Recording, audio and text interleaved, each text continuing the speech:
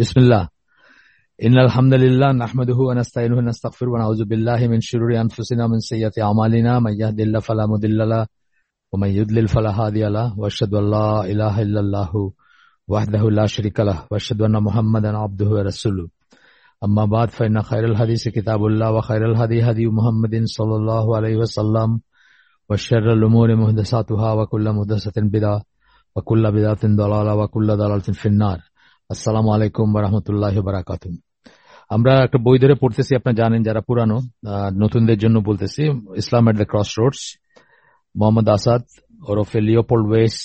Mohammad Asad ওনার Muslim name, আগের নাম হচ্ছে লিওপোল্ড ওয়েস। ইহুদি ছিলেন, অস্ট্রিয়ান জার্মান অরিজিনাল ইহুদি ছিলেন, সাদা চামড়া। 1900 সালে জন্ম, 1900 এবং 1992 সালে মৃত্যু। এই বইটা 1934 সালে লেখা। যে আমার কাছে যে এডিশনটা আছে সেটা হচ্ছে 1987 সালের, বোধহয় বললাম না? হ্যাঁ, 87 সালের এটা, এই এডিশনটা আর কি, 1915তম রিভাইজ এডিশন এটা। এই বইটার কথা আমরা আগে আলাপ করছি যে এত এই বইটাকে অবলম্বন করে অনেক বই লেখা হয়েছে, এবং আমরা যেটা বলছিলাম যে এই বইয়ের একটা প্যারাগ্রাফ দিয়ে একটা বই লেখা যায়, মানে এতই কম্প্যাক্ট এবং এত ঠাসা মিনিং এ। তো আমরা যে চ্যাপ্টারটাতে গতদিন ছিলাম, আজকে একটা নতুন চ্যাপ্টার ঢুকবো একটু পরে, কিন্তু যে চ্যাপ্টারটাতে ছিলাম সেই চ্যাপ্টারটার নাম ছিল ইসলামের খোলা রাস্তা, the open road of Islam. অর্থাৎ ইসলামের রাস্তাটা সবার জন্য খোলা।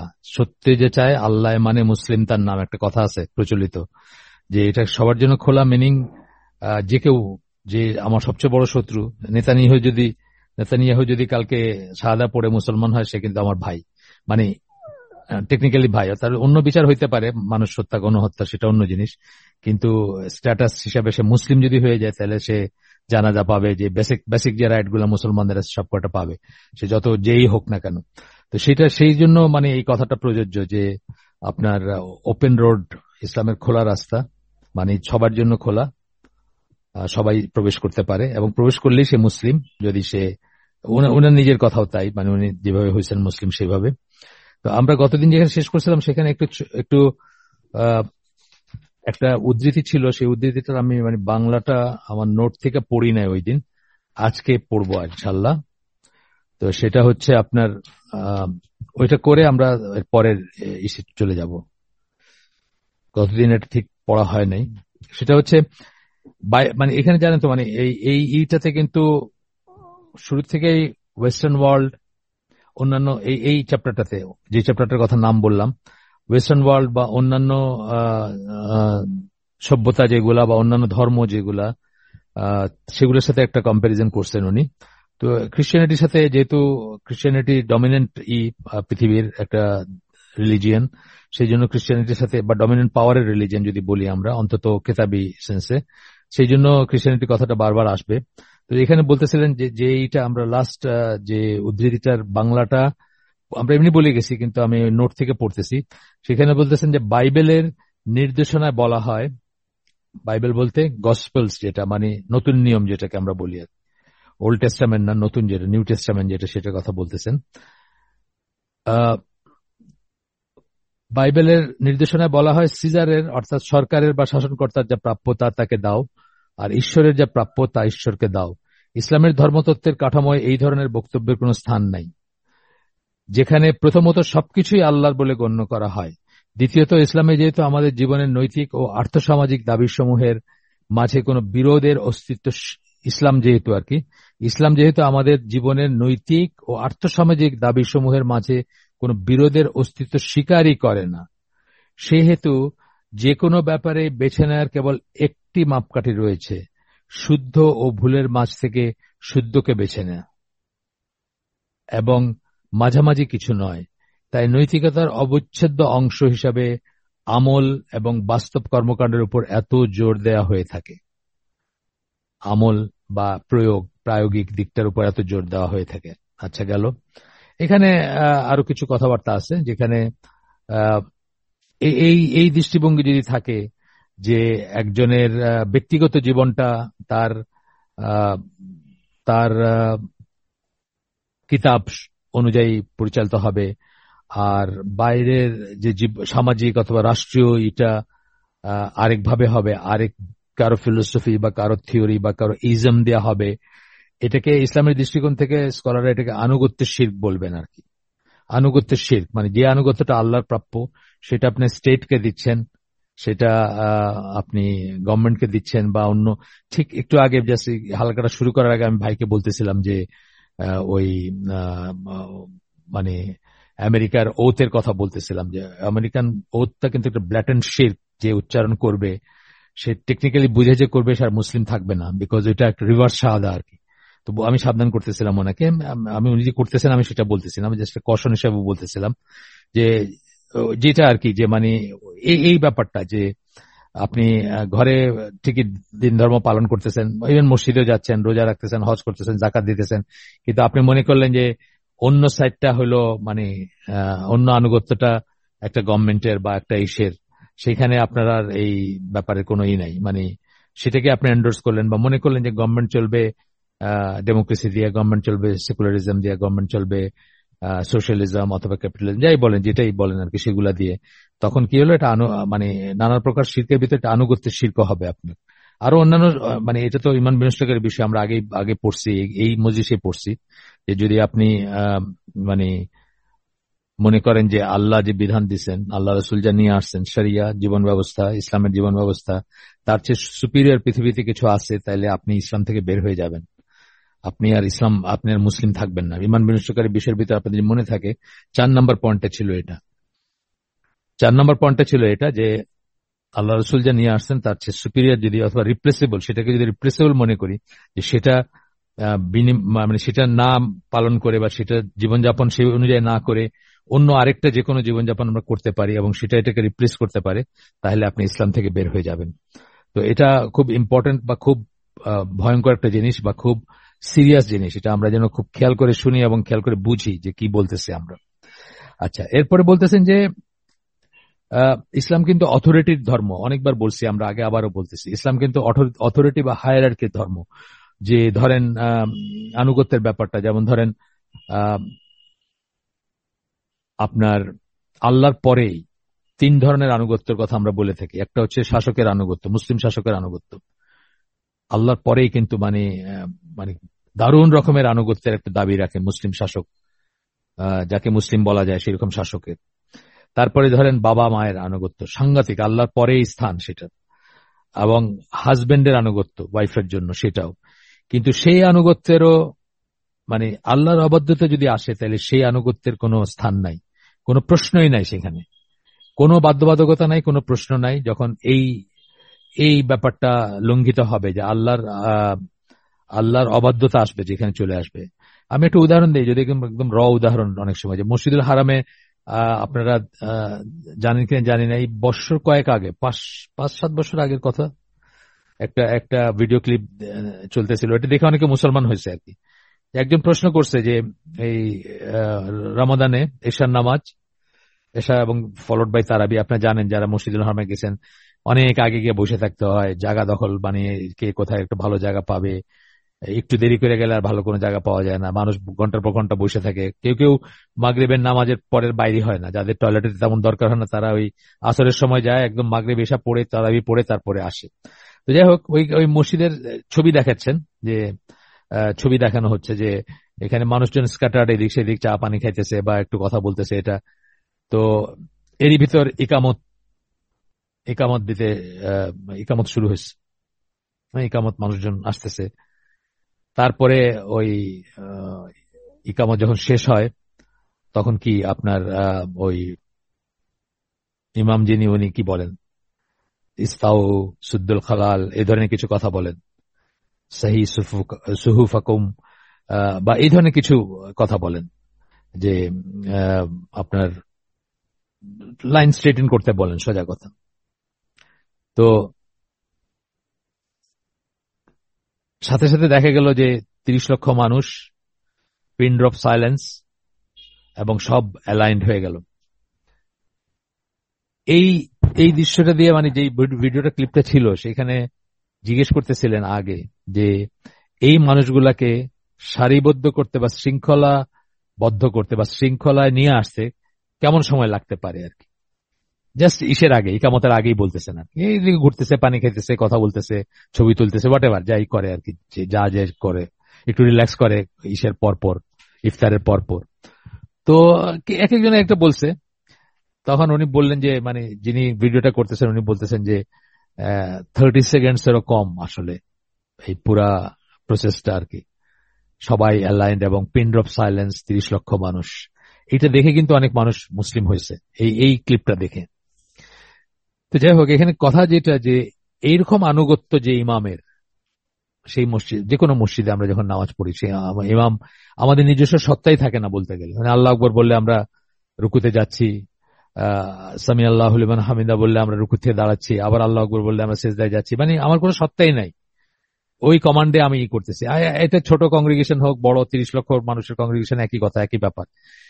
এই ইমামের যে আনুগত্য, লিমিট একটা মানে মানে কি অবিশ্বাস্য ধরনের আনুগত্য, বা যে কোনো ইসের, আপনি জানেন, আপনাদেরকে আগে বলছি যে এই ব্যাপারটা দেখে একজন ইহুদি একটা বই লিখছে, হার্ট টার্নড ইস্ট, বইটার নাম। আপনাদের যদি কারো সময় সুযোগ থাকে পড়বেন ইনশাল্লাহ, খুব সুন্দর বই। অ্যাডাম লেবর ওনার নাম। উনি বসনিয়া কভার করছিলেন, সাংবাদিক, ইউকে তে বসবাস করতেন আর কি, এখন বেঁচে আছেন কিনা আমি জানি না। তো উনি কিন্তু এই এই নামাজে যে একটা কমান্ডে যে মানুষ রুকুতে যাচ্ছে বা সেজদায় যাচ্ছে, এইটা দেখে উনি অভিভূত হয়ে গেছেন যে পৃথিবীতে আল্লাহকে মানলে একমাত্র মুসলিমরাই মানে আর কি। ওনার বক্তব্যটা এরকমই ছিল আর এই হার্ট টার্নড ইস্ট, মানে ইস্ট বলতে অরিয়েন্ট বা মিডল ইস্ট যাই বলেন। তো এবারে পড়ে দেখতে পারেন, মানে এই এটা ইউনিক একটা ব্যাপার। কিন্তু এই ইমাম যদি ধরেন, এই মসজিদুল হারামের ইমাম যদি কোনো কারণবশত একটা গানের একটা লাইন গায়ে ওঠেন নামাজের ভিতরে, আপনি কি তাকে মানবেন? মানবেন না। আপনি বরং তাকে ছুঁড়ে বাইরে ফেলে দিবেন এবং নতুন একজন ইমাম নির্ধারণ করা হবে। নতুন একজন ইমাম নির্ধারণ করা হবে যে মানে এই ইমাম পাগল হয়ে গেছে, একে এখান থেকে বের করে দেওয়া হোক, এবং নতুন আরেকজন ইমামকে নিয়োগ করা হবে, যেমন মস্তিষ্ক বিকৃতি করছে, তাই না? মানে এটা একটা ক্লাসিক উদাহরণ যে আনুগত্য হচ্ছে যতক্ষণ একজন আল্লাহর এক্সিসে আছে, যাদের প্রতি আমাদের আনুগত্যের দাবি করা হয় বা যাদের প্রতি আমাদের হাইয়েস্ট লেভেলের আনুগত্যের করার কথা, ওয়াইফের হাজব্যান্ডের প্রতি, ছেলে মেয়ের বাবার মার প্রতি, এবং প্রজা সাধারণের মুসলিম শাসকের প্রতি, সে আনুগত্য আর থাকবে না যদি আল্লাহ বিরুদ্ধ কোনো কাজ বা কথা বলেন বা কোনো অর্ডার করেন। হ্যাঁ, তো এই এই কথাগুলো আসতেছে এখানে। এই জন্য সিজার এবং শাসন একভাবে করবেন আর জীবনযাপন একভাবে করবেন, এই কনসেপ্টটা ইসলামে নাই। এই কথাগুলো বললেন মোহাম্মদ আসাদ। তারপরে যে প্যাসেজটা, সেই প্যাসেজটা আমরা এখান থেকে আমরা আজকে শুরু হচ্ছে আর কি। গতদিন ওই প্যাসেজটা আমরা পড়ছি, বাট এইভাবে ওয়েল ডিফাইন্ড ভাবে পড়ি নাই। আজকে তারপর থেকে আমরা পড়বো। এখানে বলতেছেন, নেক্সট প্যাসেজটা বলতেছেন, every individual Muslim has to regard himself as to some extent personally responsible for all happenings around him. এটা হয়তো আমরা আলোচনা করছি রাফলি, বাট মানে এখন ফর্মালি করতেছি আর কি, যে প্রত্যেকটা মানুষ, প্রত্যেকটা ইন্ডিভিজুয়াল মুসলিম তার চারিদিকে কি ঘটতেছে সেটার জন্য সে ইন্ডিভিজুয়াল হিসেবে সে রেসপন্সিবল, তার চারিদিকে কি ঘটতেছে। মিনিং, তার চারিদিকে পরিবেশ প্রতিবেশে যা ঘটতেছে সেটার ব্যাপারে সে একটা রেসপন্সিবিলিটি ফিল করবে। যদি অন্যায় কিছু ঘটে সে বাধা দেওয়ার চেষ্টা করবে, অথবা প্রতিবাদ করবে, অথবা মনে মনে ঘৃণা করবে ইত্যাদি। মানে সবকিছুতে তার সে আছে। সে মানে কি বলবো, মানে অবজেক্টের মতো, মানে looking at object from the view of an object, সেরকম হবে না সে। মানে একটা জড় বস্তু যেভাবে সবকিছু তার চারিপাশে হচ্ছে চেয়ে মানে দেখতেছে, মানে চোখ তো নাই তার, সেটা বলতেছি না, মানে সে তার ভিতরে এক্সিস্ট করে, কিন্তু কোনো রিয়েকশন নাই তার ভিতরে, ভালো নাই খারাপও নাই, কোনো কিছু নাই। মুসলিম সেরকম হবে না। সে একটা ভালো কাজ দেখলে সে সেটাকে অ্যাপ্রিসিয়েট করবে, যুক্ত হওয়ার চেষ্টা করবে। একটা খারাপ কাজ দেখলে সেটাকে বাধা দিবে এবং সেটাকে বন্ধ করার চেষ্টা করবে। এই কথাগুলো বলতেছে। and to strive for establishment of right and abolition of wrong, এবং যা শুদ্ধ, যা সত্য, সেটাকে প্রতিষ্ঠিত করার জন্য সে চেষ্টা করবে, এবং যা অশুদ্ধ সেটাকে নিশ্চিহ্ন করার চেষ্টা করবে সে। রং যেটা, abolition of wrong at every time and every direction, প্রতি ক্ষণে এবং প্রতি জায়গায় সে চেষ্টা করবে। এবং যদি করতে না পারে কখনো, তার ভিতরে কষ্ট হবে, সে অস্বস্তি বোধ করবে, সে হীনমন্যতায় ভুগবে। আমার নিজের হয়েছে, বা আপনাদেরও হয়তো হয় কখনো। এই যে যে সময়টা পার করে গেলাম আমরা গত 15-16 বছর, 14-15 বছর, অনেক কিছু আমরা ঘুরতে দেখছি, আমরা কিন্তু পারি নাই মানে সেটাকে রোধ করতে বা প্রতিবাদ করতেও পারি না অনেক সময়, না?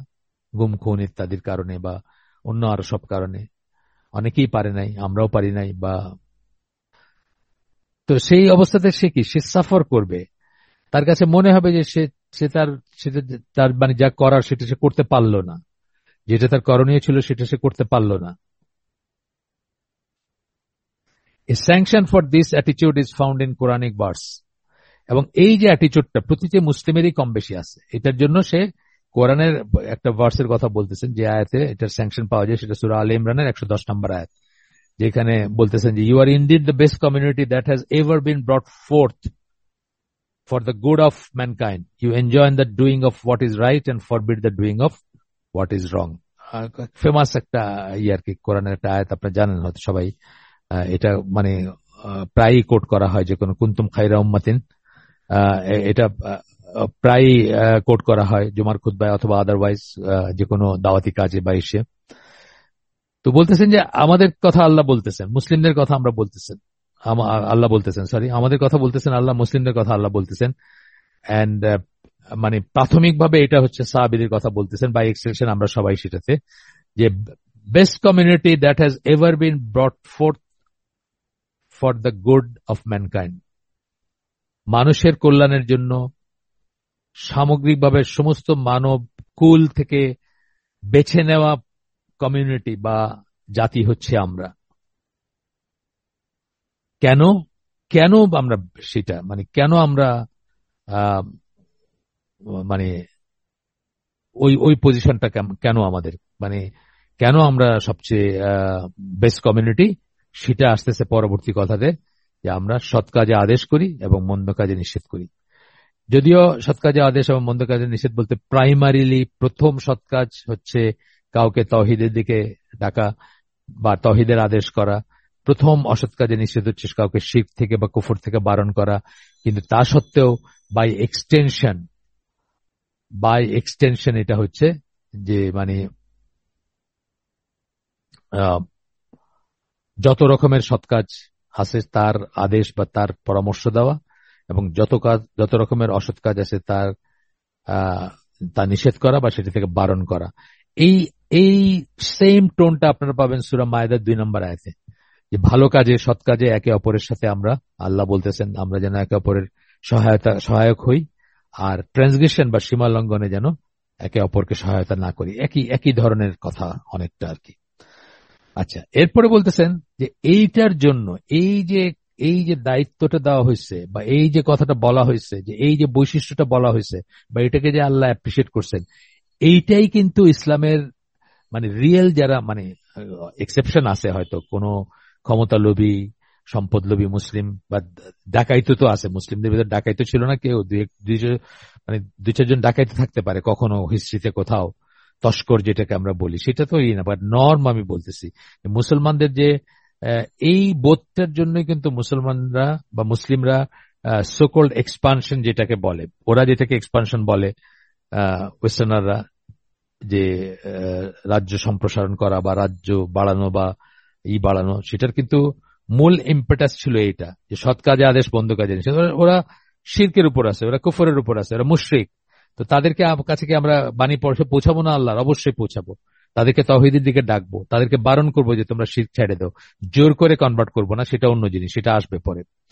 তো বলতেছেন this is the moral justification of the aggressive activism of Islam. Aggressive activism মানে দেখবেন যে ওই কত ভিডিও আপনি দেখবেন না, যে আমেরিকার রাস্তায় হয়তো তাকে অপমানই করতেছে অথবা তাকে নিয়ে হাসি ঠাট্টা করতেছে, তবুও সে দাওয়াত দিয়ে চলেছে। আমেরিকাতে, ইউকেতে দেখবেন ওই যে হাইড পার্কে বা নানা জায়গায় আছে, দেখবেন যে দাঁড়ায় তাকায় দেখতেছে না তার দিকে, পাশ কাটায় যাইতেছে, তারপরেও চেষ্টা করতেছে, বা এই ব্যাপারগুলো যে আসে। তো এই অ্যাক্টিভিজম, এই justification of the early Islamic conquest and of its so-called expansionism, so-called বলে এটা ইনভার্টেড কমান্ড ভিতরে দিচ্ছেন, কারণ এক্সপানশনিজম বলতে যেটা বোঝায়, যেটা কলোনিয়াল কনকোয়েস্ট যেটা ইসলামেরটা, সেটা ছিল না। কিন্তু ইসলাম কলোনি বানানোর জন্য কোনো জায়গাকে দখল করে নাই বা কোনো জায়গায় কনকোয়েস্ট করে নাই। ইসলাম এই এই বা মুসলিমরা এই যে চালিকা শক্তি, যে সৎ কাজে আদেশ মন্দ কাজে নিষেধ, তারা অন্যদেরকে সৎ কাজে আদেশ করে মন্দ কাজে নিষেধ করবে, অথবা তাদেরকে বলবে যে আল্লাহর জমিনে আল্লাহর কথা সুপ্রিম হবে, বা তৌহিদের বাণীটা শোনাবে বা মানে বোঝাবে বা আহ, খবরটা দিবে, এই ইত্যাদি থেকে আর কি। তারপরে বলতেছেন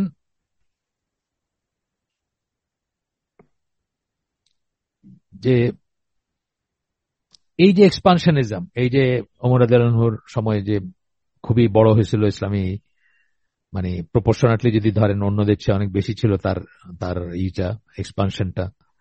কিন্তু এটা কিন্তু ডমিনেশনের ইস্যুর থেকে না। ডমিনেশন মানে আমি উইল টু পাওয়ার যেটাকে আমরা বলি, আমরা পরে পড়বো এটা নিয়ে, ফ্রেডরিক নিৎসে তার একটা কথা আছে, উইল টু পাওয়ার। মানুষ জন্মগতভাবে অন্যকে শাসন করতে চায়, অন্যের উপরে করতে চায়, মানে এটা একটা থিওরি আর কি তার, বা একটা ফিলোসফি যাই বলেন, যে অন্যের উপরে মানুষ প্রভাব বিস্তার করতে চায়, অন্যকে কন্ট্রোল করতে চায়। এইটার থেকে কিন্তু হয় নাই ইসলামের এক্সপানশনিজম, এটার থেকে হয় নাই। বরং আল্লাহর বাণী পৌঁছাবে, আল্লাহর জমিনে আল্লাহর কথা সুপ্রিম হবে, মানুষ কেন শিরক করতেছে তাদেরকে বোঝাইতে হবে, তাদের কাছে বাণী পৌঁছাবে। যদিও জোর করে বললাম আগেই যে জোর করে ইসলামের কনভার্সনটা জায়েজ মনে করা হয় না, বা এটা করা হয় না, মানে জোর করাটা ইসলামিক না, সোজা কথা। যদি কেউ করে থাকে সেটা আলাদা ব্যাপার। It had nothing to do with the economic and national, আচ্ছা যেটা বলতেছে যে ইকোনমিক এবং আহ, মানে গ্রিড যেটাকে বলি, greed to increase Muslim comforts at other people's cost, এইটা দিয়ে মোটিভেটেড ছিল না, এইটা চালিকা শক্তি ছিল না।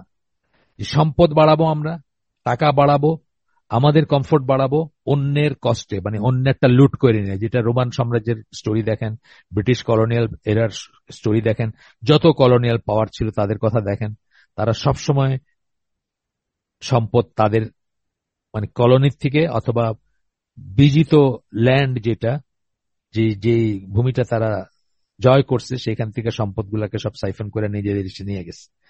ইট ইজ ট্রু যে গনিমতের মাল, যখন একটা যুদ্ধ হয়েছে গনিমতের মাল মুসলিমরা নিছেন এবং সেটা থেকে তারা বুটি শেয়ার করছেন, সব ঠিক আছে। কিন্তু একটা দেশ যখন তাদের ইসে আসলো, সেই দেশটাকে তারা তাদেরই মতো করে দেখছেন, সেই দেশের ওয়েলফেয়ারের চিন্তা তারা করছেন।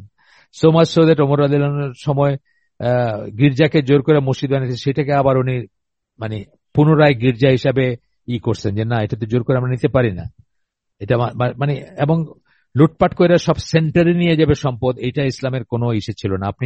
আমি বলতেছি ইসলামী সাহিত্যিকরা কি বলে, ইসলামিক ইতিহাসবিদরা বলবেন। এবং আপনারা যদি নিউট্রিলি জানতে চান, আমি একটা বই রিকমেন্ড করতেছি, the venture of Islam, Marshall G Hodgson, তার লেখা একটা বই, 3 খণ্ডে 3 ভলিউমে, পড়ে দেখতে পারেন যে উনি কিভাবে অ্যাপ্রিসিয়েট করছেন যে মুসলমানরা যখন কোন দেশ গেছে, কনকর করছে, তারা সেখানে লুটপাট করে নাই, রেপ করে নাই, প্লান্ডার করে নাই, হত্যাযজ্ঞ চালায় নাই, হালাকু খানের মতো অথবা ক্রুসেডারদের মতো। তারা মাথা নিচু করে, চোখ নিচু করে, মাথা নিচু করে, মক্কা বিজয়ের সময় যেভাবে আল্লাহ রসুল মক্কাতে ঢুকছিলেন সেইভাবে তারা বিজয়ী হয়েও হিউমিলিটি নিয়ে কোনো একটা শহরে বা কোনো একটা মানে জনপদে তারা প্রবেশ করছে। এক্সেপশন থাকতে পারে, কারণ মুসলমানদেরই এত বড় ছিল যে ফ্রিঞ্জে যে কোথাও কেউ একজন যদি তস্কর থাকে, আমি যেটা বললাম সেটা কোনো দলিল না, কিন্তু ইন জেনারেল কথা আমি যেটা বলতেছি। এরপরে বলতেছেন যে, হ্যাঁ খুব সুন্দর কথা বলছেন, যে with the greed to increase Muslim comforts at other people's cost, এটা করেন নাই। Nor has it ever meant the coercion of non-believers into the fold of Islam, জোর করে অবিশ্বাসীদেরকে মুসলমান বানানোর জন্য তারা করেন নাই, তারা সেটা করেন নাই। এই জন্য আমরা দেখি কি, আপনার আজকে মোদি যা করতেছে, যদি আওরঙ্গজেব এটা করতে চাইতেন, সারা ইন্ডিয়া মুসলমান হয়ে যেত। আজকে মোদি যা করতেছে, এর যদি মানে 1/10 আওরঙ্গজেব করতে চাইতেন বা করতেন, সারা সারা ইন্ডিয়া মুসলমান হয়ে যেত। কিন্তু আমরা কি দেখি, ইন্ডিয়াতে মুসলমানদের ব্যাপারে কি দেখি, মানে হিন্দুদের ব্যাপারে কি দেখি, বা যে কোনো যারা অন্য বিধর্মী ছিল তাদের ব্যাপারে কি দেখি, তারা তাদের নিজেদের ধর্ম নিজেদের মতো করে পালন করছে, কোনো সমস্যাই ছিল না, তারা তাদের মতো করে তাদের ধর্ম পালন করছে। এরপরে বলতেছেন যে কেন তাহলে তারা করছেন, কেন তারা কনকার গুলা করছেন বা মানে কনকোয়েস্ট গুলা করছেন, কেন তারা এক্সপানশন করছেন? তারা চাইছেন কি the construction of a worldly framework for the best possible spiritual development of man. এমন একটা ফ্রেমওয়ার্ক, এমন একটা সমাজ, এমন একটা পরিবেশ, এমন একটা মানচিত্র তারা চাইছেন যেটা বেস্ট পসিবল স্পিরিচুয়াল ডেভেলপমেন্ট হবে, মানুষ আত্মিকভাবে শুদ্ধ হবে, বা সিভিলাইজেশন অফ ফেথ আমরা যেটাকে বলি, একটা সভ্যতা হবে যেটা ফেথ বেসড সভ্যতা হবে। ওই যে হার্ট টার্ন ইস্ট বইতে যে থেকে চমৎকৃত হয়েছেন সেই ইহুদি, সেরকম একটা জিনিস হবে যে যারা আল্লাহর জন্য সেই মানে মানে বাদশাহ হোক, সে চাকর হোক, সে সিপাহী হোক, সে হাঁটুতে মানে নীল ডাউন করতেছে এবং সেজদায় যাচ্ছে সে আল্লাহর জন্য, সবাই একই সমতলে। আপনাদেরকে একটা বইয়ের কথা বলছি, পলিটিক্যাল ল্যাঙ্গুয়েজ অফ ইসলাম, আগে বলছি এই হালাকায়, বার্নার্ড লুইসের বই। ওখানে পড়ে দেখেন ইসলামে কিন্তু ওই ইসলামের ইতিহাস মানে লিটারেচারে পলিটিক্যাল ল্যাঙ্গুয়েজ অফ ইসলাম যেহেতু বলতেছি, মানে পলিটিক্সে যেসব ল্যাঙ্গুয়েজ ইউজ করা হয়, অন্যান্য ধর্মে বলা হয় যে ধরেন কেউ শাসকের খুব কাছের, বলবো যে he is very close to the top, বলবে ধরেন কাউকে ডিসক্রাইব করতেছে যে অমুক মানুষটা এই মানে রাষ্ট্রযন্ত্রের খুব কাছের বা শাসকের খুব কাছের মানুষ, তো বলবে যে he is close to the top, বা মানে টপ মোস্ট অর্ডার বা একটা কিছু বলবে। ইসলামে কিন্তু বলবে he is close to the centre. তার কারণ ইসলাম সবাইকে একই সমতলে দেখে। ইসলামের খলিফা তার চাকরের সাথে পাশাপাশি দাঁড়ায় নামাজ পড়ে। এই জন্য এখানে হায়ারার্কি নাই, মানে নিচের থেকে উপর নাই, পিরামিড না এখানে। এখানে হচ্ছে সেন্টার। কেন? ইমাম সেন্টারে দাঁড়ান না, আমির সেন্টারে দাঁড়ান, দাঁড়ায় নামাজ লিড করেন, তাই না? এইখানে ওয়ার্ল্ড ভিউ ডিফারেন্সটা আপনি দেখবেন আর কি, যে আল্লাহর চোখে হিউম্যানিটির ইউনিট হিসেবে সবাই সমান। যাই হোক, বলতেছেন যে মানে কেন, কি জন্য করছে, কি জন্য এই এক্সপানশন গুলা করছেন? এই কারণে যে আল্লাহর জমিনে আল্লাহর কথা সুপ্রিম হবে এবং মানুষের স্পিরিচুয়াল হবে। হ্যাঁ, মানে ইন এ সেন্স মানুষের ভিতর এক ধরনের ইকুয়ালিটি, ইসলাম কিন্তু ইকুয়ালিটির দিন না, আমি আবারও বলতেছি, কিন্তু এক ধরনের সুবিচার ভিত্তিক সম্পদের বন্টন বা এক ধরনের জাস্টিস থাকবে, যেটা সবাইকে অপরচুনিটি দিবে, সবাইকে সুযোগ দিবে। একবার যে হয়ে জন্মাইছে, মানে দলিত হয়ে জন্মাইছে, কোনোদিন সে উপরে উঠতে পারবে না বা কোনোদিন সে সমৃদ্ধ হইতে পারবে না, এরকম কোনো ব্যাপার না। এরপরে বলতেছেন, for according to the teaching of Islam, moral knowledge automatically forces moral responsibility আপন ম্যান। ইসলামের শিক্ষা অনুযায়ী যখনই আপনার মোরাল নলেজ হবে, নৈতিকতা যখন শিখবেন আপনি, সেই নৈতিকতা তো শিখা ভিতরে বসে মানে ভিতরে নিয়ে বসে থাকার জন্য না, সেটা বাধ্য করবে আপনাকে মোরাল রেসপন্সিবিলিটি নিতে। আপনি নৈতিক দায়িত্ব নিবেন। আপনার সামনে একটা খারাপ কাজ হইলে আপনি আপনি করবেন, আপনি প্রোটেস্ট করবেন, আপনি সেখানে যাবেন, আপনি সেখানে আপনি সেখানে ইন্টারফেয়ার করবেন। এটা ইসলামিক, এটা ইসলামিক আর কি। আমরা করি কিনা সেটা আলাদা কথা, এটা ইসলামিক। আচ্ছা, এখন আমরা ওই নোট থেকে একটু পড়ি, যেখানে ওই প্রতিটি মুসলিম তার চারপাশে যা ঘটে চলেছে সেসব ব্যাপারে নিজেকে ব্যক্তিগতভাবে কিছুটা হলেও দায়িত্বশীল মনে করতে হবে, এবং সময়ের যে কোনো একটা প্রস্থচ্ছেদ, ক্রস সেকশন যেটা বলি, সময়ের যে কোনো, আজ হোক, 500 বছর আগে হোক, 500 বছর পরে হোক, তাকে সব দিক থেকে যা সঠিক সেটাকে প্রতিষ্ঠিত করার এবং যা অঠিক সেটাকে দূর করার চেষ্টা করতে হবে।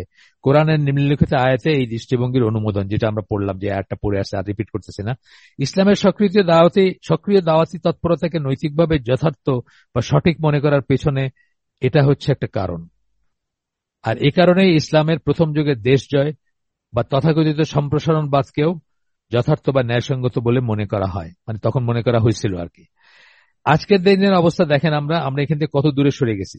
ঢাকা শহরে জাস্ট 10 ফিট দূরে আপনি দেখতেছেন হাইজেক হচ্ছে, আপনি মুখটা ঘুরে নেন, আপনি ঝামেলায় যাইতে চান না, আপনি কমফোর্টে থাকতে চান, আপনি ঝামেলায় বিবর্জিত থাকতে চান।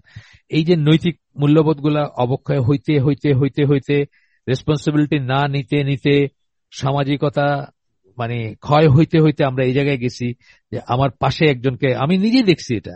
একদিন এই যে আপনার ইসে বসে আছিলাম আমরা, আপনার ওই যে সোনারগাঁ, আমরা আসতেছি হচ্ছে বাংলা মোটরের ওই দিক থেকে, সোনারগাঁ আর বাংলা মোটরের মাঝখানে ট্রিমেন্ডাস জ্যাম। আমি গাড়িতে হঠাৎ দেখলাম, ধরেন 20-30 গজ দূরে কতগুলো ছেলে দৌড়ে গেল। তারপরে শুনলাম কি যে ওইখানে বেবি ট্যাক্সি, তখন ওই যে কি বলে সিএনজি যেগুলো, ওগুলোর এখন খাঁচাটা ছিল না তখন। এখন তো ঢাকার সিএনজিতে খাঁচা বানাই দিচ্ছে, তখন খাঁচা ছিল না। ওই ওই সন্ধ্যা ধরেন 6টা, তখন সন্ধ্যা হয় নাই, হচ্ছে হচ্ছে এরকম সময়। তো ওইখানে ওই এক ভদ্রলোক বসেছিলেন, তার দুই পাশ থেকে উঠলো দুইজন খোলা সিএনজিতে। তারপর তার সবকিছু লুট করে নিয়ে হাইটা হাইটা দৌড়ে দৌড়ে চলে গেল। কেউ কিন্তু বাইর হয়ে বা চিৎকার করে বা কোনোভাবে প্রিভেন্ট করার চেষ্টা করলো না। ঝামেলা চায় না মানুষ, ঝামেলা এড়াইতে চায় আর কি। এই কথাটা বলছি। রাস্তায় চলতে আজ যেমন হয়, 10 গজ দূরে কাউকে ছিনতাই করা হচ্ছে দেখে একজন পথচারী ঝামেলা এড়াইতে মুখ ফিরিয়ে নেন, অথবা একটি মেয়ের প্রতি যখন কোনো বখাটে ছেলে একটা অশ্লীল মন্তব্য ছুড়ে দেয়, তখন পাশে চলতে থাকা প্রথম শ্রেণীর নাগরিকটি নির্বিকার গবাদি পশুর মতো তাকিয়ে দেখেন। এই ব্যাপারগুলো একটা মুসলিম সমাজে অকল্পনীয় এবং দারুণ রকম অমুসলিম সুলভ, এই ব্যাপারগুলা যেগুলোর সাথে আমরা ডে ইন ডে আউট এখন বসবাস করি। কারণ মুসলিম সমাজের কোন নাগরিকই যা খুশি তাই করতে পারেন না, এটা একটা জিনিস। এটা খুব বেসিক একটা কনসেপ্ট। আমার ভোট আমি দিব, যাকে খুশি দিব তাকে দিব, এটা ইসলামিক কথা না, এটা মুসলিমের কথা না। আপনি যা খুশি তাই করতে পারেন না, আপনি যাকে খুশি তাকে ভোট দিতে পারেন না। আপনি ভোট দিতে হবে মাসলাহাত দেখে, যেখানে ইসলামের লাভ আছে, যদি অ্যাটল দিতে হয়। আপনি পার্টিসিপেটরি ডেমোক্রেসিতে অংশগ্রহণ করতে পারেন না। পার্টি এ, পার্টি বি, পার্টি সি, আমার এই মার্কা, তোমার ওই মার্কা, ওর এই মার্কা, এটা মুসলিমের এই না, মুসলিমের কোনো স্কোপ নাই এটাতে পার্টিসিপেট করার। হ্যাঁ, তবে কোন একটা জায়গায় মাসলাহাত যদি থাকে, কোন একটা জায়গায় যদি আপনার মুসলমানদের লাভের ব্যাপার থাকে, কথার কথা এক পার্টি বলতেছে যে আমি যদি পাওয়ারে যাই আজান ব্যান করে দিব, দুইটা পার্টি ধরেন ইলেকশন করতেছে, আরেক পার্টি বলতেছে না না না আমরা আজান বহাল রাখবো। সকল মুসলিমের উচিত একসাথে যে বলতেছে আজান বহাল রাখবো তার পক্ষে ভোট দেওয়া। এখানে কোনো পলিটিক্স না এটা। তো যাই হোক, কারণ মুসলিম সমাজের কোন নাগরিকই যা খুশি তাই করতে পারেন না, এমনকি যাকে খুশি তাকে ভোট দিতে পারেন না। এটাও বললাম আর কি প্রসঙ্গত। তাকে অবশ্যই মুসলিম সামাজিকতাকে সমীহ করতে হবে, সমীহ করে চলতে হবে।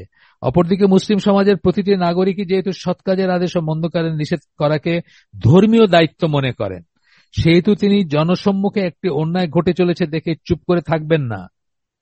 এই সূত্র ধরেই পার্শ্ববর্তী কোনো ভূমিতে কোনো অনাচার বা অবিচারের সংবাদে বা নিগৃহীত কোনো মানুষের আহ্বানে স্বর্ণযুগের মুসলিম সেনাবাহিনী সেই অন্যায়, অবিচার বা জুলুম নির্মূল করতে সমুদ্র পাড়ি দিয়ে সেখানে ছুটে গিয়েছে।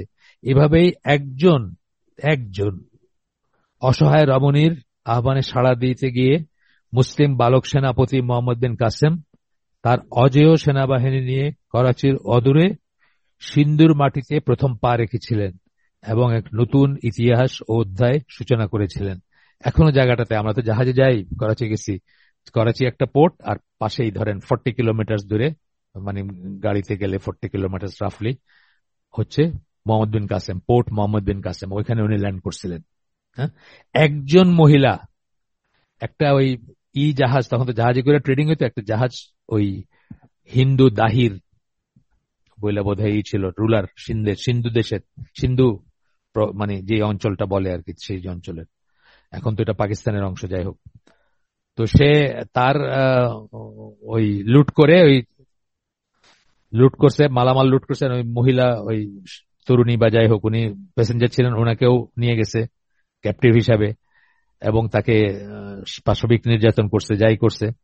তো উনি কোনোভাবে একটা চিঠি পাঠাইতে পারছিলেন হাজ্জাজ বিন ইউসুফ পর্যন্ত। হাজ্জাজ বিন ইউসুফ তখন মদিনার শাসক, গভর্নর।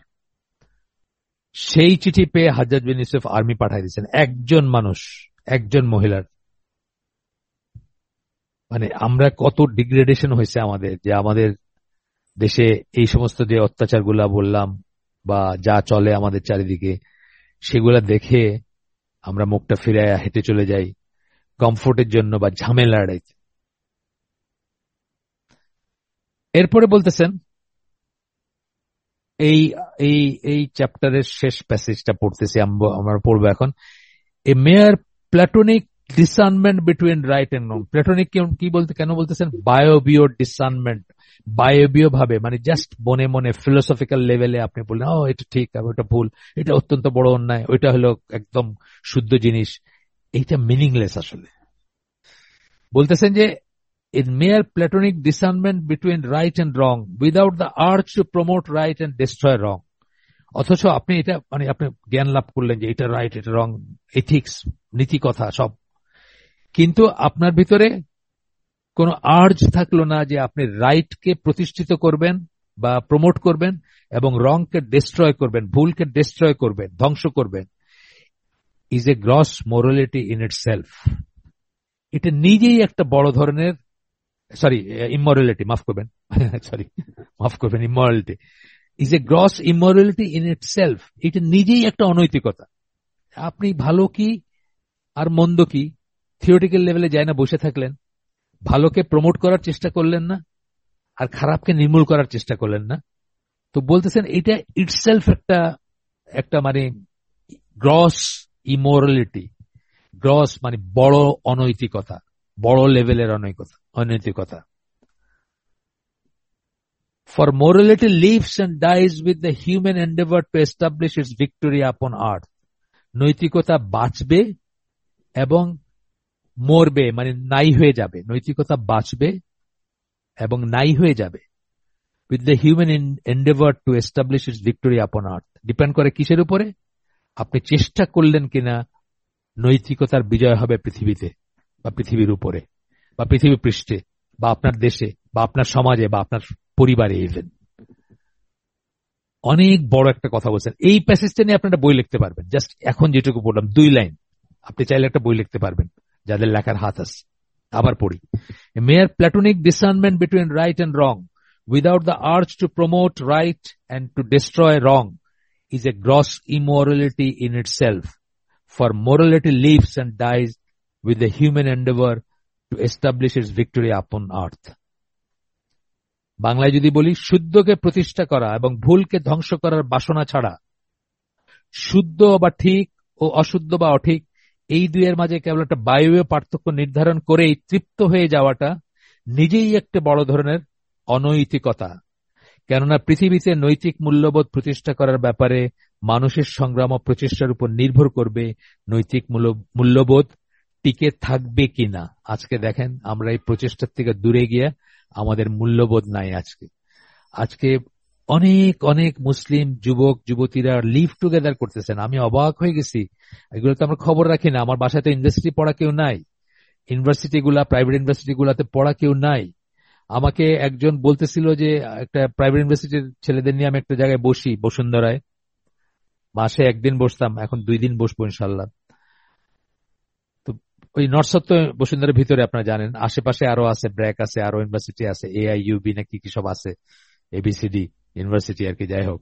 তো সেই সব পোলাপানরা আসে, আমাকে রীতিমতো লিখিত করছে যে এটা নিয়ে করার জন্য, সেমিনার করার জন্য, যে এই যে লিভ টুগেদার চলতেছে এখন, মানে এটা মানে গ্রস লেভেলে নাকি মানে নৈতিক। আমরা তো এগুলো খবর রাখি না, বুঝি সেটা যে 67% অফ দ্য সেকেন্ডারি, এটা আজকের খবর না, এটা এখন থেকে বোধ হয় 5 বছর আগের স্ট্যাটিস্টিক্স, মানে মাধ্যমিক লেভেলের, অর্থাৎ মাধ্যমিক বলতে আমরা কি বুঝবো, ম্যাট্রিক বা ইন্টারমিডিয়েট লেভেল ধরেন রাফলি, 67% ছেলে মেয়ে নাকি অলরেডি জীবনের স্বাদ গ্রহণ করছে, মানে ব্যভিচারে লিপ্ত হয়েছে অলরেডি। স্ট্যাটিস্টিক্স এটা বাংলাদেশে, নাউজুবিল্লাহ। এরপরে বলতেছেন, ধর্ম তথা ঈশ্বরে বিশ্বাস হারানো ফরাসি বিপ্লবের হোতারা মনে করেছিলেন এবং বলেছিলেন যে মানুষ যখন তাদের সংজ্ঞায়িত আধুনিকতার আলোকে আলোকিত হবে তখন পৃথিবীতে এমনি এমনি কল্যাণ প্রতিষ্ঠিত হবে, অনেকটা goodness for the sake of goodness হবে ব্যাপারটা। ফ্রেঞ্চ রেভলিউশন যারা করছিল, প্রোপাগেট করছিল, বা তার আগে এনলাইটেনমেন্ট, আগে পরে এনলাইটেনমেন্ট, তারপরে রেনেসা, সেগুলার ব্যাপার, ইন্ডাস্ট্রিয়াল রেভলিউশন, এই সবকটা ধারাবাহিক আর কি। এগুলার তো জানেন আপনারা, Renaissance, enlightenment, French revolution, industrial revolution, এগুলা একটা চেইন বলতে পারেন আপনারা। তো তাদের যে ভোল্টেয়ার, রুশো বা এই ধরনের যারা ছিলেন ফ্রেঞ্চ রেভলিউশনের হোতা, যাদেরকে আমরা মনে করি, তারা বলতেছিলেন যে goodness for the sake of goodness হবে পৃথিবীতে, মানে আলোকিত মানুষের আলোকিত জ্ঞানের প্রভাবে যখন এই সমস্ত এই রিলিজিয়নের ডগমা বা চার্চের, ফ্রেঞ্চ রেভলিউশন তো ওয়াজ অল অ্যাবাউট মানে চার্চের খর্ব করা একটা ব্যাপার ছিল, বড় ব্যাপার ছিল, যে চার্চ বা চার্চের ছত্রছায়া বা চার্চের দেওয়া কি বলবো, ওই চার্চের দেওয়া বৈধতার বলে যে আপনার রাজা বাদশারা যেভাবে প্রজাসাধারণের উপর অত্যাচার করতো বা তাদেরকে ডিপ্রাইভ করতো, সেসবের বিরুদ্ধে বলতে পারেন রাফলি আর কি, মানে গ্রস লেভেলে যদি বলি। তো সেখানে তারা মনে করছিলেন যে goodness for the sake of goodness, মানে মানুষ যখন এগুলো থাকবে না, অবিচার থাকবে না, এটা মানুষ আলোকিত হবে, মানুষ জ্ঞানের ভিত্তিতে সমাজ প্রতিষ্ঠা করবে, মানুষের ভিতর সমতা আসবে, ইত্যাদি ইত্যাদি, তখন কি হবে? Goodness for the sake of goodness, মানুষ ভালোর জন্যই ভালো হবে, অনেকটা ব্যাপারটাই, মানে অটোমেটিক্যালি মানুষ ভালো হবে, এরকম একটা ব্যাপার ছিল। কিন্তু আজ প্রায় 500 বছর পরেও তেমনটি ঘটেনি। কেন?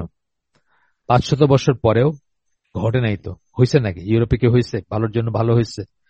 মানে সারা দুনিয়া কি হয়েছে নাকি ভালোর জন্য ভালো?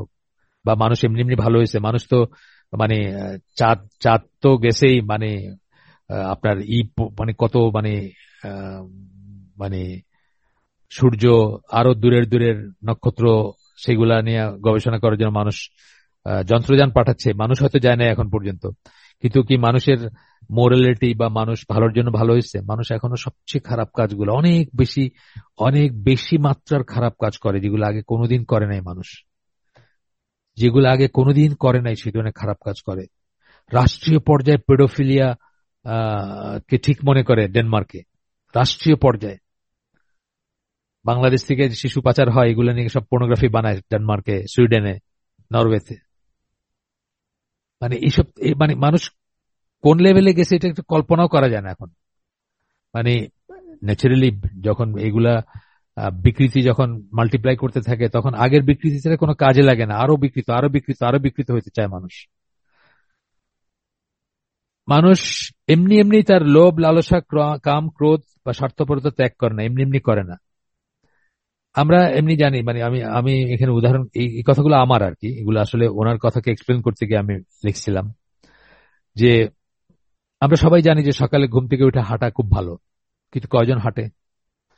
কয়জন হাঁটে? মানে আপনি যদি সমাজে চিন্তা করেন বা হিসাব করেন, সকালের বায়ু সেবন করা খুব ভালো, মানে কথাগুলো প্রচলিত কথা বলতেছে, হাঁটা ভালো, তারপরে শিশিরে হাঁটা ভালো, বা আরো ইত্যাদি, আর অনেক কিছু আছে, অনেক থিওরি আছে। কয়জন করে সেটা? মিলিটারি একাডেমিতে কয়জন করে? 100% করে। মিলিটারি একাডেমি, মেরিন একাডেমি বা এই ধরনের প্যারামিলিটারি আরো যেসব ইনস্টিটিউশন আছে, হ্যাঁ, স্ট্রিক্ট ডিসিপ্লিনে যারা 100% সকালে উঠবে, 100% পিটি করবে, 100% এক্সারসাইজ করবে। কেন? কারণ ওটা তাদের উপর ইম্পোজড, তাদের উপর ইম্পোজড। কেন? তারা মানে যে কারণেই হোক, যে অথরিটি ইম্পোজ করছে তাদেরকে তারা অথরিটি মানে, ভয় করে বা মেনে চলে। একই কথা মানুষের ব্যাপারে। মানুষ যখন তার সৃষ্টিকর্তার দেয়া বিধান, সৃষ্টিকর্তাকে ভয় করবে, তাকে স্বীকার করবে, তাকে বিশ্বাস করবে এবং তার দেওয়া বিধান, order, dos and do nots follow করবে, তখন সে ভালোটা করবে এবং খারাপটা ত্যাগ করবে। এমনি এমনি মানুষ ভালো হয়ে যায় না, মানুষ এমনি এমনি ভালো হয় না। এবং এটা আল্লাহ, আমাদের সৃষ্টিকর্তা, তিনি সবচেয়ে ভালো জানেন, সেই জন্য তিনি বিধানগুলা দিয়েছেন, তিনি ছেড়ে দেন নাই। ছেড়ে দিলাম সবাই চড়ে ফিরে খাও, এমনি মানুষ মানুষের ভালোটা করবে, মানুষ ভালোটা করবে, তা না। শুধু একজন না, লক্ষাধিক নবী পয়গম্বর পাঠাইছেন, কিতাব পাঠাইছেন, আহ বারবার পাঠাইছেন, রিনিউ করছেন। তার কারণ হচ্ছে মানুষ এমনি এমনি ভালো হবে না। মানুষের জন্য কোড অফ লাইফ থাকতে হবে, জীবনের কোড থাকতে হবে, ডু অ্যান্ড ডু নটস থাকতে হবে, তাইলে সে ভালো হবে। এবং সেগুলোকে সে আশা, ভালোবাসা এবং ভয়ের ভিত্তিতে, আল্লাহর প্রতি আশা, ভালোবাসা এবং ভয়, এই তিনটা নিয়ে যদি সে করে, তাইলেই সে নিজেকে কারেক্ট করবে বা নিজেকে ঠিক মতো পরিচালনা করবে আর কি। এরপরে একজন বিশ্বাসী মুসলিম যখন বিশ্বাস করেন যে আল্লাহ নির্ধারিত একটা শুদ্ধ ব্যাপার প্রতিষ্ঠা করার চেষ্টা করতে হবে, অথবা সামনে ঘটতে থাকা একটা অন্যায়ের প্রতিকারের চেষ্টা করতে হবে, যেখানে এটা আমাদের কিতাব থেকে, আমাদের বই থেকে আসছে, আমাদের কোরআন থেকে আসছে, মানে একদম সরাসরি আল্লাহর কথা থেকে আসছে, যখন সেটা করবেন, এবং যদি না করেন, তা না হলে তাকে আল্লাহর কাছে জবাবদিহি করতে হবে। এবং ক্ষেত্র বিশেষে একটা অন্যায়কে মেনে নিয়ে কমপ্লেসেন্ট বা পরিতৃপ্ত থাকলে তাকে জাহান্নামী হতে হবে কোনো কোনো ক্ষেত্রে। তখন তিনি অবশ্যই সক্রিয় হবেন এবং শুদ্ধকে প্রতিষ্ঠা এবং অশুদ্ধকে নির্মূল করতে চাইবেন। এখানে আপনাদের মনে আছে, আমি একটা হাদিস, আমরা যখন পড়ছিলাম ইসলামিক বিলিফস, ওখানে কিন্তু আমরা একটা হাদিস পড়ছিলাম যে যখন কোথাও, শাসকের কথা মেইনলি বলা হয়েছে, রাষ্ট্রযন্ত্র শাসকের কথা, যে যখন কেউ আপনার একটা খারাপ কিছু শুরু করলো, একটা শাসক অথবা একটা রাষ্ট্রযন্ত্র কোন ইসলাম বিরুদ্ধে একটা ব্যাপার, ধরেন নাচ গান এটা সেটা, বা আহ, আরো একটা কিছু শুরু করলো, আরেকটা কিছু শুরু করলো, তখন সরি একটা ফোন আসছিল, ফোনটা উনি জানেন না, ফ্রান্সে থাকেন উনি, অনেক সময় খেয়াল করেন না, জানেন না যে আমরা হালাকায় আছি।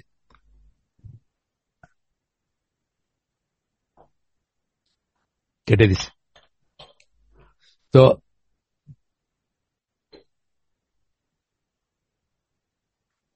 ওইখানে তিনটা জিনিস ছিল। একটা ছিল যে যখন এরকম খারাপ একটা কিছু প্রচলন করবে,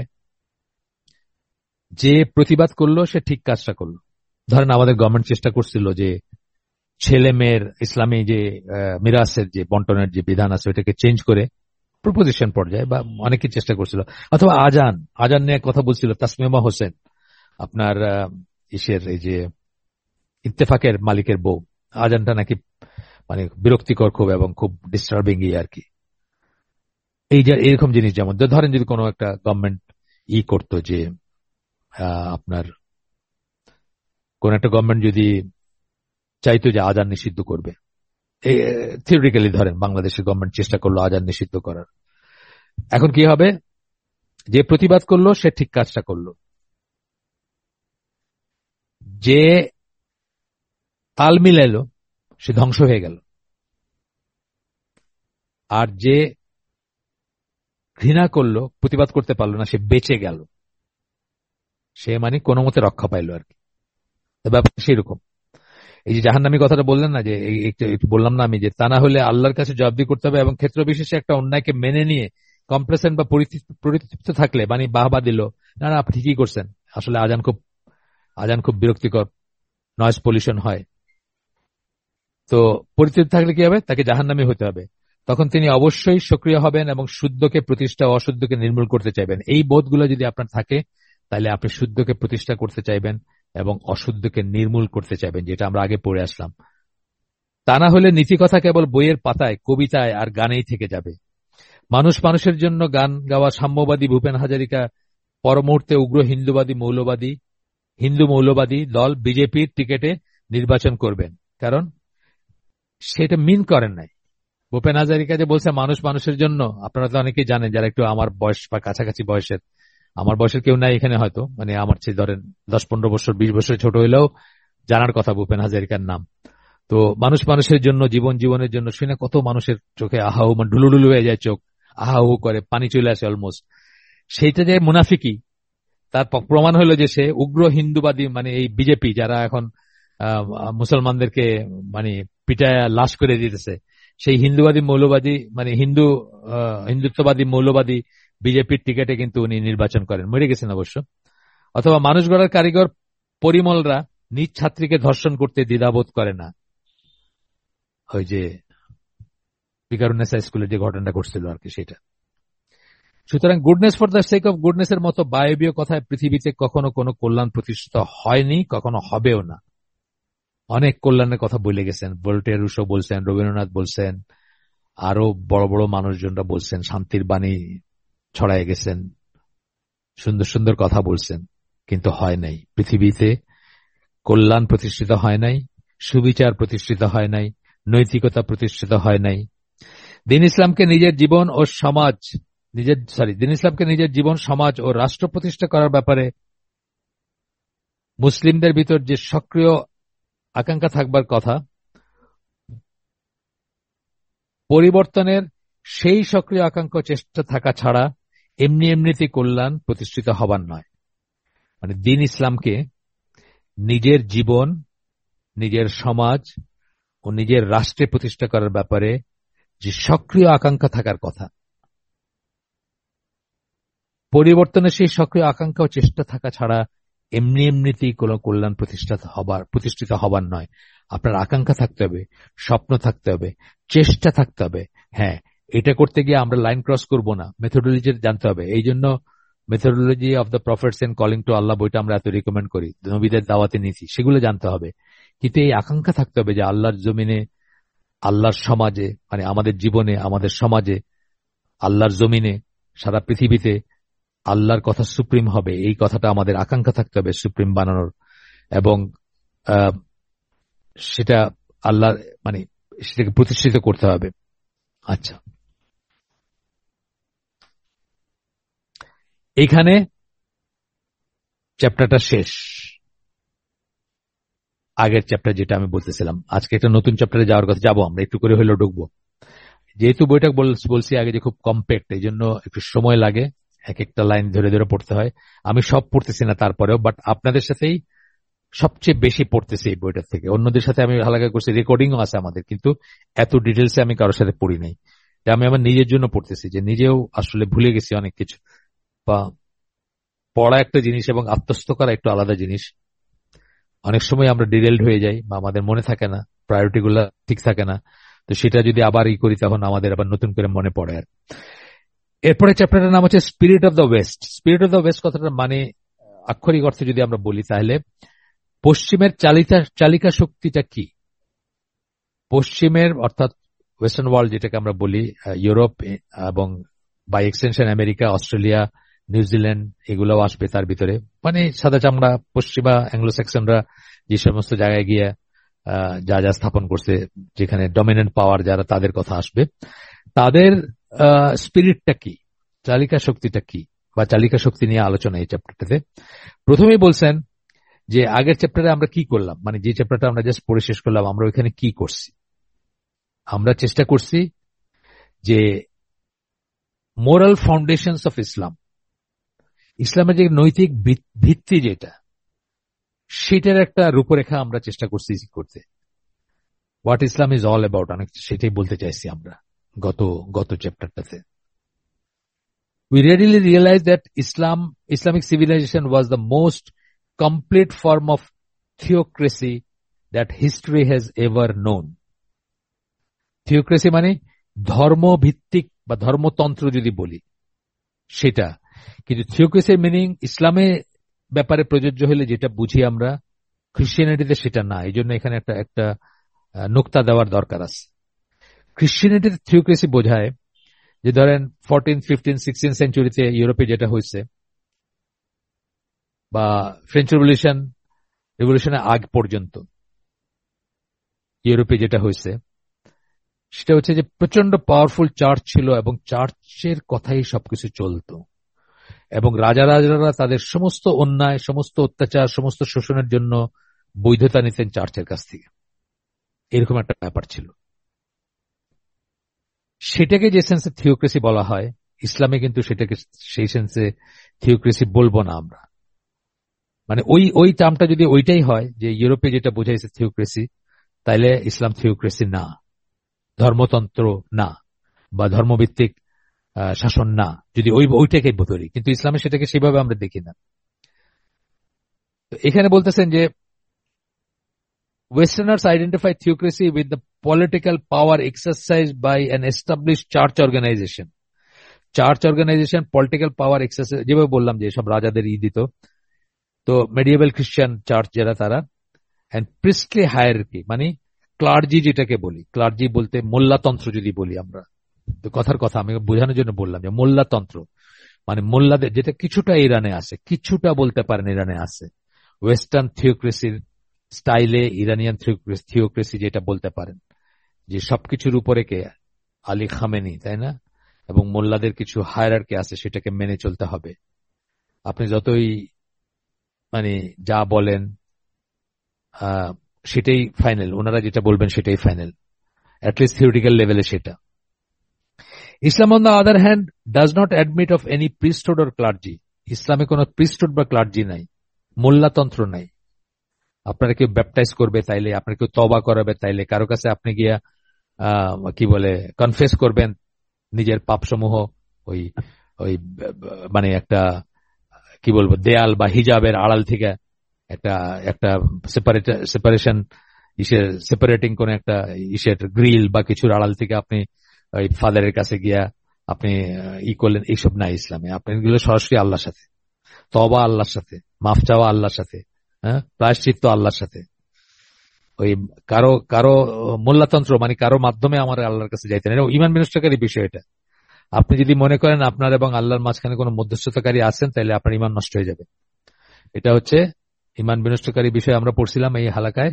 তার 2 নম্বর পয়েন্ট হচ্ছে এটা, যে আপনি যদি মনে করেন যে আপনার এবং আল্লাহর মাঝে কেউ মধ্যস্থতাকারী আছে, আপনার ইমান নষ্ট হয়ে যাবে, আপনি মুসলিম থাকবেন না। কিন্তু খ্রিস্টানিটিতে এটা আছে বা ছিল বা এখনো আছে।